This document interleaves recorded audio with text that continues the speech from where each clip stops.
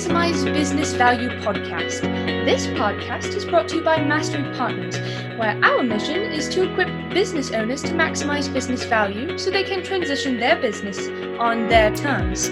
Our mission was born from the lessons we've learned from over 100 business transactions, which fuels our desire to share our experiences and wisdom so you can succeed. Now here's your host, CEO of Mastery Partners, Tom Bronson. Hi, this is Tom Bronson, and welcome to Maximize Business Value, a podcast for business owners who are passionate about building long-term sustainable value in their businesses.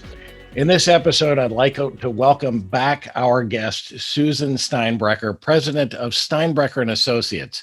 If you've been a longtime listener to this podcast, you met Susan last year on episode number 7. So we're almost a year since the first time we hosted Susan on the podcast. On that episode, we talked about developing great leaders. Today, we're going to shift our attention to engaging remote employees, something that looks like it's going to be with us for a while. Susan has authored or co-authored 3 books: Heart-Centered Leadership, Live Well, or Lead Well, Live Well. I knew I was going to do that.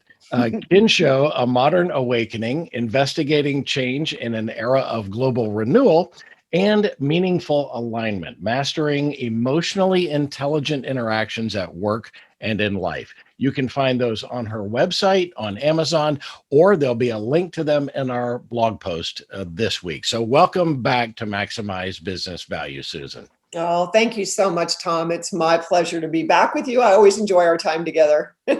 Yes, we just don't get enough. So I know. Remind us a little bit about Steinbrecher Associates.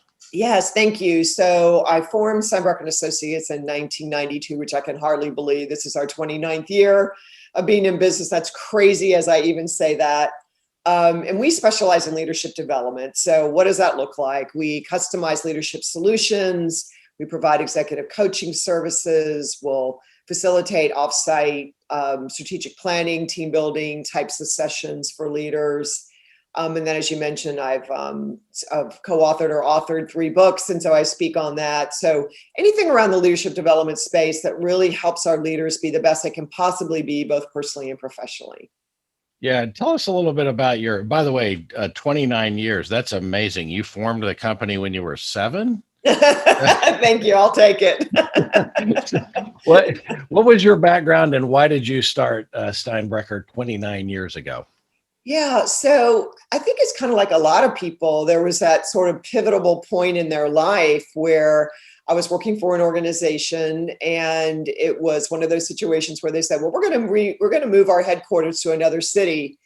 And I was like, I so appreciate the offer to move, because not everybody was even extended the offer to stay with the company and move. But I knew it just was not right. It wasn't right for my personal life. I was married at the time. It was a terrible move for my husband. So I went, you know what? I feel like this is my opportunity to launch off and try something on my own. And it was absolutely the best decision I ever made. That's awesome. So I'm so glad that you did, because that launched you onto a great career and 3 great books. So a little over a year ago, actually, right when we recorded our first podcast, the world basically shut down because of the global pandemic. Right. Many businesses were surprised to discover that they could actually work remotely.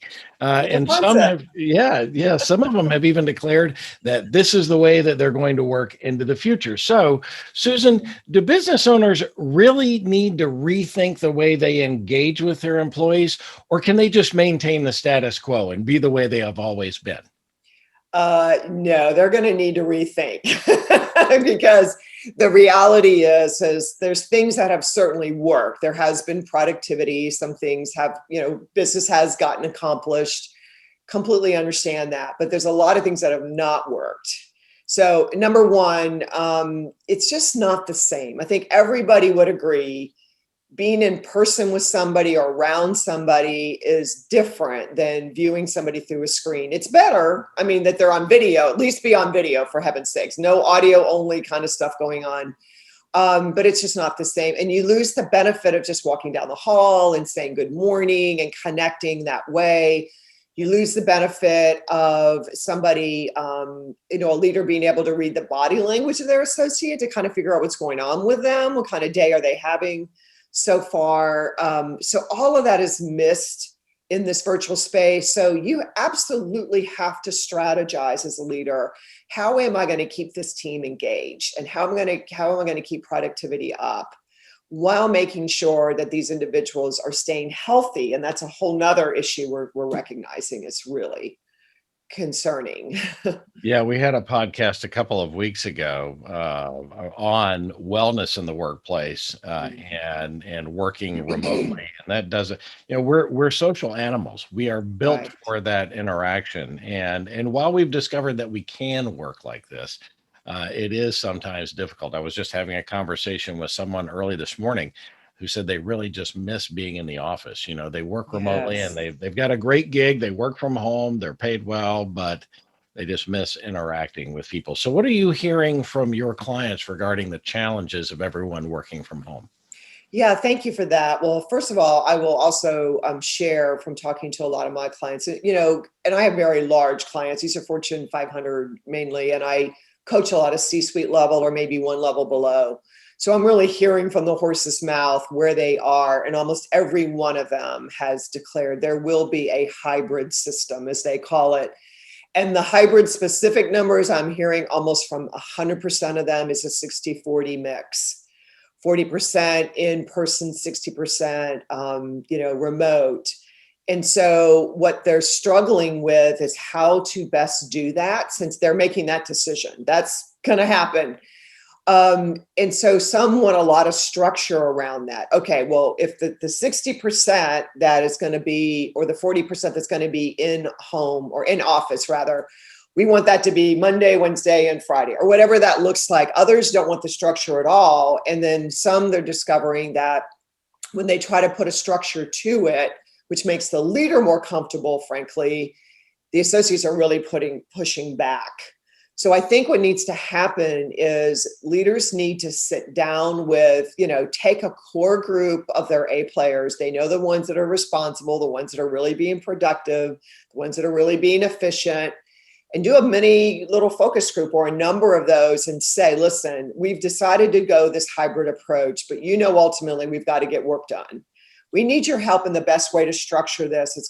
That's going to be not too structured, but structured enough to where we can know that we're all going to be in the office at the same time. Because if we don't have some structure, everything's going to be someone's working remotely over here on screen as we're trying to get things done. So just sit down and talk to your employees is my recommendation, and ask them what would work best with them, recognizing what the goals of the organization, what they have and what needs to be done.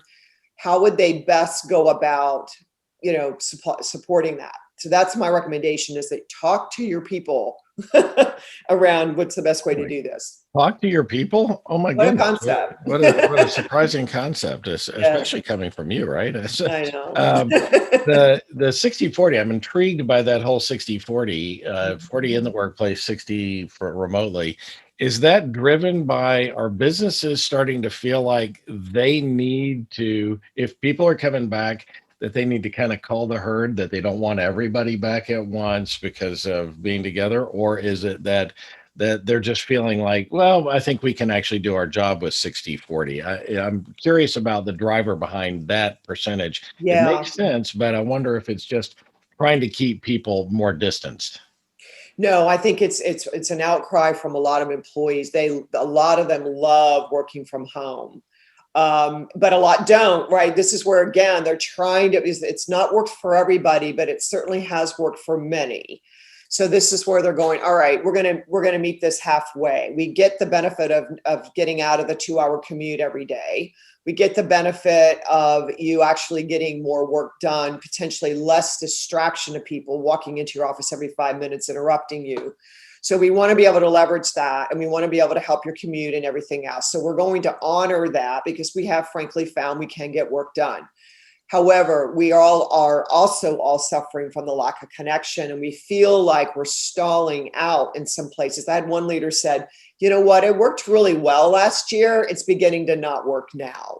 Mm. And they're saying we're starting to notice some of our employees are sort of using the excuse cycle of please be compassionate for me, although I think that is critical. And that's where, again, the boss connecting with their associate at a deeper level and really understanding what's happening with each of those individuals is going to be very important. So the 60-40, I think, was the compromise of we get that there's benefits to this, but we also feel like the disconnection is real. So the compromise is some kind of a hybrid approach. That is a brilliant strategy to get your high performers together and have them come up with a solution. I think that works well. It's interesting. People, not everybody's built to work at home, right? That's right. I've got a great friend. One of my favorite stories that they shut down. He worked for a big company. They shut down the office and sent everybody working from home. Now he was in sales. And he said, Tom, I can tell you every price on the Price is Right. Now that dates us, right? So right. he knew he was basically, screwing around the house and not getting his job done. He said, I woke up one time at the end of the third quarter and I realized, holy cow, I'm going to get fired if I don't meet my numbers this year. And he said, that's when it clicked for me and I learned how to work from home. By the way, he just so you know, he is the CEO of a middle market company now.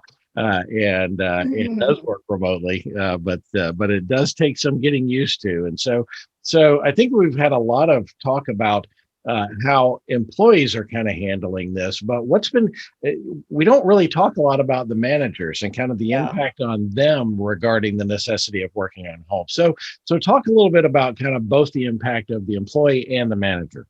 Yeah, thank you, because that's very real as well. So one of the biggest request I've received is, Susan, how do I, as a leader, engage my team in this environment? Like, what do I need to do as a leader to do that? And so I said, and we even do a little workshop on this because we've had so much requests. Like we did a 4-hour workshop that we separate over time, so that's not too much at any one time. But we really handle that in two major buckets. One is leveraging the technology that these applications provide that create engagement and connection. And the other side of it is the emotional intelligence of a leader. So how are you showing up? Are you showing a certain amount of vulnerability and connection and compassion and empathy where needed, right? And that's kind of the EQ side. Are you really listening and dialed in to what is happening to each of your associates? And that's where a lot of one-on-ones need to happen. Find out where the state of affair emotionally, mentally, physically, spiritually, in some cases, that individual is, and showing that you understand where they are. And then are they showing their active listening skills when they're in meetings or one-on-ones? Are they showing that they're actually caring about what's happening with the challenges these folks are having? For example, I was teaching a class virtually, and this person that was one of the participants had a 4-year-old come and sit on their lap, and she was horrified. And I'm like, it's totally okay. Like, it is totally okay. Take a deep breath. I'm like, hey, it's fine. Like, this is our world right now. And so she relaxed, but she was worried what her boss would say. And so you as a boss, when something like that happens, how are you responding to that? The other side of the equation is the engagement tools. So for this, we're on a Zoom platform right now. There are tons of engagement tools. Are you putting people in breakout sessions for further discussion at times? Are you using and leveraging all the annotation tools, taking a poll, using the reaction tools? All of that creates engagement, because if I have to be doing something other than just sitting there, then I have to be engaged, right? So are you the leader doing that, or are you multitasking? If you're multitasking, they're watching that. Please request that your people are on video and not audio alone, because you're inviting people to shut out and multitask if they're on audio only. So, and I know there's pros and cons to that, but the more that you can ask people or request that in advance, especially for those really important ones. So using the technology and then showing up, the emotional intelligence side of things is going to be really important. You bring up an excellent point about the whole multitasking. I witnessed, or I had the opportunity to attend a presentation from the Brain Institute. which is based here in I Dallas. love that place. Yeah, it's such an amazing place and a lot of work. And I've always considered myself a multitasker, right? I'm doing many things. But the reality is our brains can't do that. We can only do one thing at a time. So even though you have something playing in the background and you're focused on something else, you're really only doing one thing at a time. The argument was that airline pilots have to multitask, and actually the Brain Institute acquiesced on that. And I said, no, airline pilots run a checklist. They're doing one thing at a time very rapidly. You're so trained. And they're very trained to do that. But there's no such thing as multitasking. I get frustrated when I jump on a Zoom call or a presentation and people turn their cameras off, because I'm always just assuming that they're doodling or working on emails or whatever else that they're doing. But you mentioned the emotional intelligence of it all. This pandemic has caused managers to really raise the level of emotional intelligence, because regardless of what's going on in our businesses, this has impacted people's lives, and our level of depression out there in the workforce is astronomical. The number of suicides is up, and so managers have to, if they don't really understand emotional intelligence, now is the time for managers to really do that. A great way to do that is your book, your most recent book. I'm drawing a blank on it. Meaningful alignment. Yes, meaningful alignment. And I will tell you that the principles in that are spectacular. Susan shared some of that with us on our last podcast, and I actually put those to work in a conversation that I needed to raise my emotional intelligence, and I can tell you it works. And so all right, we're up on a break here. We're talking with Susan Steinbrecher. Let's take a quick break. Back in 30 seconds. Every business will eventually transition, some internally to employees and managers, and some externally to third-party buyers. Mastery Partners equips business owners to maximize business value so they can transition their businesses on their terms using our 4-step process. We start with a snapshot of where your business is today. Then we help you understand where you want to be and design a custom strategy to get you there. Next, we help you execute that strategy with the assistance of our amazing resource network.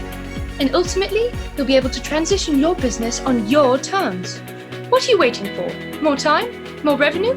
If you want to maximize your business value, it takes time. Now is that time. Get started today by checking us out at www.masterypartners.com or email us at info@masterypartners.com to learn more. We're back with Susan Steinbrecher, and we're talking about engaging a remote workforce. So, Susan, what are some of the skills that leaders need to have now in order to make sure that their employees are as productive as possible? Yes, it's like you mentioned that a lot of people are really struggling. The isolation is at an all-time high, that level. And we know that when one feels isolated, that impacts their physical health, their brain health, everything. So that's one of those challenges that leaders really have to be aware of. So compassion, empathy, authenticity, transparency, those are all things that a leader really needs to have, which is, again, emotional intelligence skills. These are things that they have to be able to demonstrate, to say, hey, listen, I get it. It's difficult. A lot of folks do not have homes where they were designed to have, kids working from home. That's getting better, but certainly that's still for some a situation. As well as perhaps potentially two parents working from home. They don't have the physical space for that. So that's caused all kinds of disruption. And so just having the empathy for that with accountability. This is not about not holding people accountability to performance, but if you want to motivate me to perform at my very highest, I'm going to be much more motivated to perform for you. If I feel like you get me and you get my situation and you care about it and you actually help coach me through knowing that I'm dealing with all of this, what can one do to help mitigate those issues so that you feel like you can get your work done? When they coach an employee or an associate in that manner, it shows that associate that you genuinely care and you're working towards getting solutions for what may be potentially an issue. When having owned multiple businesses through the years, 100 businesses that I bought or sold through the years, old school thought, back in the 80s and the 90s when people were working from home, the thought was, are they really working? All right. Right. Are they really working? But we've proved that we can do it. So if a leader effectively kind of puts these things in place and is able to work remotely, is this going to work? I mean, do businesses, are they as productive as they were prior to the pandemic? Does all this work, Susan? Yeah, I think it does work. I think you, again, have to be mindful of the challenges of it. I do think a hybrid effect, really, a hybrid type of solution really matters. 100% isolation, I don't think does work. So I'm always saying, hey, if and when people feel comfortable and safe, and that's a slippery slope for leaders too, and you have to frame it that way. If you feel comfortable, we will do the 6-foot distancing, we'll do the masking, we'll do whatever. If you feel comfortable, we would like to bring this team back together and let them choose, never push anybody into something they're not comfortable with, but let them choose and give them the option to come back together in person when people feel comfortable doing so. I think you really have to do that. And if it does turn to a full hybrid type of model, which most of our leaders are talking about, they will be back in person again and being able to physically connect. It's interesting. A colleague of mine owns a business that 200 of his employees, their business model from 20 years ago, talk about ahead of the game, was 100% virtual. And so this has been nothing for them because they were 100% virtual anyway, but they do 2 conferences a year where everybody comes together and they spend a week together. So they make up for it by doing those conferences, providing those connections. So it absolutely can work. And I think looking for the ways to make it work is going to be the right path.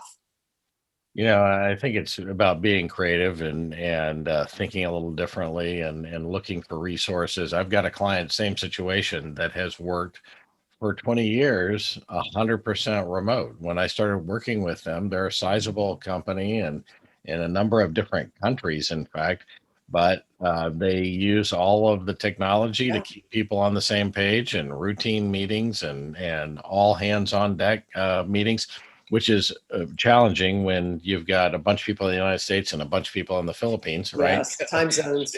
Challenging to have in all hands, but they do that and they figure out ways. And then once a year, they bring the whole team together to be able to interact. And they've figured out a way in a business that I hadn't previously considered was actually capable of being remote, but they've figured out how to be able to do that. And so I think it's about being creative and looking for all the resources. So what are some resources for developing the skills that you can point our viewers and listeners to? Yeah, I mean, in terms of the emotional intelligence aspect, frankly, in Meaningful Alignment, we're teaching how do you show up more emotionally intelligent as a leader? What are some skills that you can adopt to do that? Like, how do you handle emotional composure in the moment? When you're getting triggered emotionally, what do I do in this moment? I'm in this one-on-one with one of my employees, or I'm in a group meeting and someone says something and I'm like ready to blow a gasket. What do we do in the moment to calm ourselves down, as well as proactively, how do we build what I call the reserve of strength to call upon emotionally? So in the moment, it's pausing, it's asking questions, it's deflecting. In other words, get the energy off of you and onto somebody else so that you can take a moment to take a deep breath and to pause. Sometimes it means delaying a conversation. Those are all tools one can use in the moment when they feel that they potentially are triggered, as an example. And then also in Meaningful Alignment, we teach a 6-step process, right? With how do you actually have conversations to gain alignment with another person? Those are all skills one can learn. I also just came off, I'm a what they call a sidewalk talk leader in the Dallas-Fort Worth area.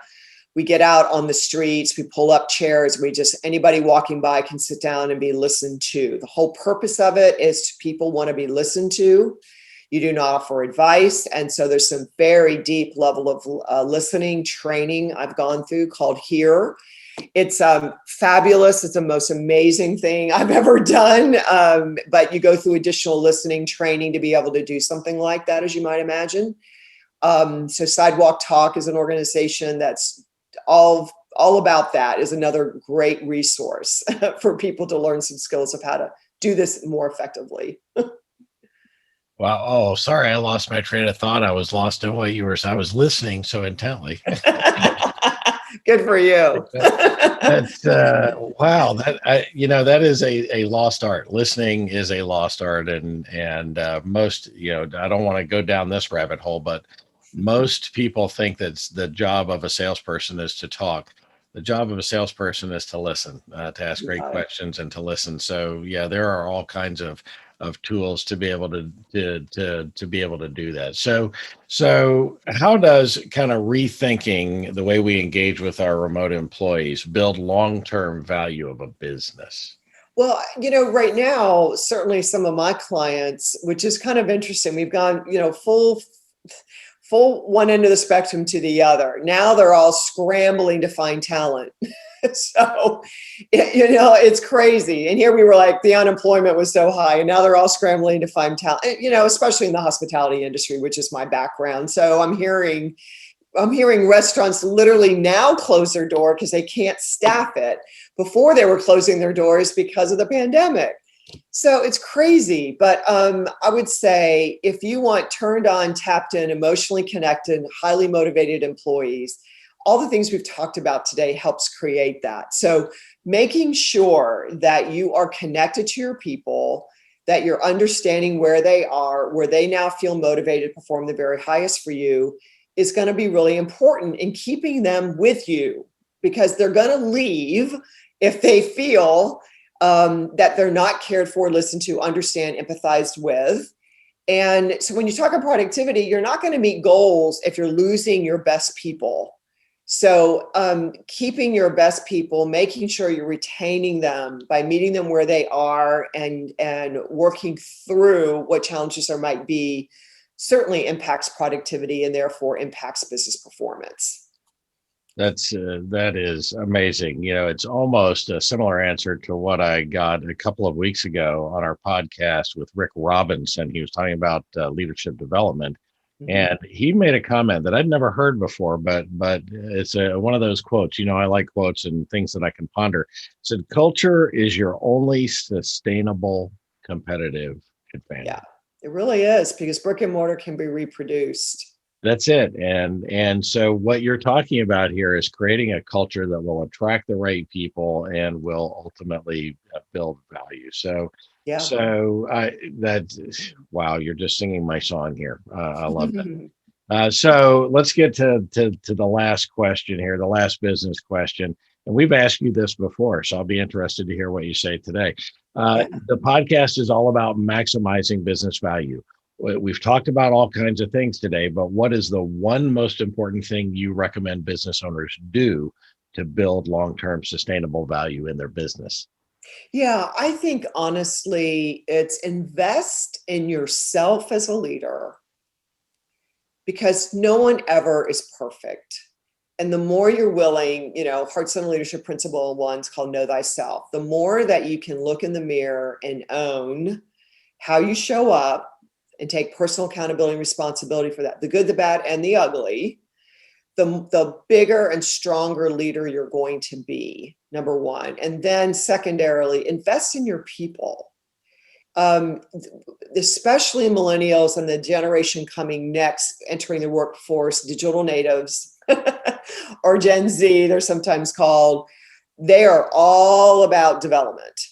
So if you're not offering development, you're not offering a roadmap and a path of how you can enter into a certain job, and here's what's possible for you here in our organization in terms of moving up and taking on more responsibility, they're going to go with someone who will provide that. And then the other part of that is, especially that generation, millennials for sure, and especially this next generation coming up, they're all about wanting to work for companies that provide value and have values, meaning, what do you stand for as an organization? I know what you do, you make widgets, but who are you? And what is your value-based proposition of giving back to the world? It's critically important to these generations. So you better be looking really long and hard about that. So I would say all of that. It's a Awesome. long answer. It's very closely related to the answer that you gave the last time we did this. And Oh, good. I didn't know what I said back then. that's right. I went back and listened to it again this morning so I could be fresh on that because, it's one of those things now that we're actually you are I think this is only the second time we've had a repeat guest on. Oh, I'm thrilled. And so in the first one, it was a podcast that was really kind of two parts. And so this is the first time. So I've got a little trepidation about asking my last question, which I always ask at the end of the podcast. So Okay. I'll ask it and then I'm going to give a twist. So that is the bonus question of what personality trait has gotten you into the most trouble over the years. And if since you've already answered that, you can answer that, or you can tell us what personality trait has given you the most joy throughout the years. Oh, that's really interesting. I kind of like that second one since I've answered the first one. I think my ability to connect has given me the most joy because not only have I been able to teach others to do that more effectively, I just find that I can be with a total stranger and stuff comes out of their mouth that they often, I hear them say, I can't believe I'm even sharing this with you. So I'm doing something that's allowing people to feel safe, which is really what we're about, creating those safe spaces. Because if you create the safety, you build connection. If you build connection, you build trust. If you build trust, you solve problems. And that's what it's all about. That's awesome. What a great answer. So I had to do that on the fly because I was sitting here going, gosh, should I ask the same question I or do love that? it. That is awesome. So how can our viewers and listeners get in touch with you? And I would love to hear from people. I always love to hear from folks. People are like, oh, well, she won't answer my call or answer my email. Yes, I will. Just so you know. So you can reach me at meaningfulalignment.com, the website. You can reach me at steinbrecher.com, the website. And then, of course, there's emails, contact us, whatever, contact me, all of that. I do look at those. I do answer those. So yes, please, by all means, reach out. Love to be of help. And she wasn't kidding. She is someone who really is able to connect. And that starts with, if you reach out to her, I promise she will respond to you. It feels like, Susan and I have only known each other for maybe a little over a year. We were reconnected by a great friend, Beth Denton, last year. And I feel like we're just old friends, right? That's yes, it. Exactly. You have an uncanny knack for that connection. So thank you, Susan, for being our guest today. Thank you. It's been such an honor and a privilege to spend this time with you. Thank you. Awesome. You can find Susan Steinbrecher at steinbrecher.com or on LinkedIn. And of course, you can always reach out to me and I'll be happy to make a warm introduction to my good friend, Susan Steinbrecher.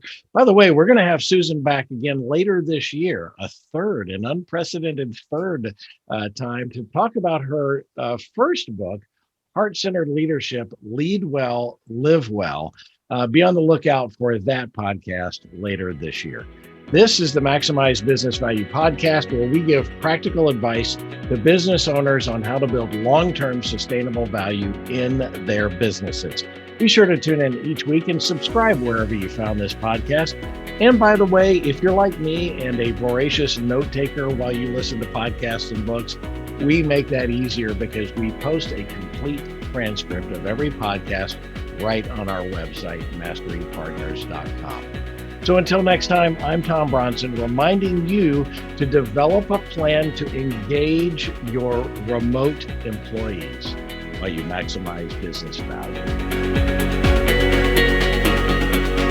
Thank you for tuning into the Maximize Business Value podcast with Tom Bronson. This podcast is brought to you by Mastery Partners, where our mission is to equip business owners to maximize business value so they can transition on their terms. Learn more on how to build long-term sustainable business value and get free value-building tools by visiting our website, www.masterypartners.com. That's master with a Y, masterypartners.com. Check it out.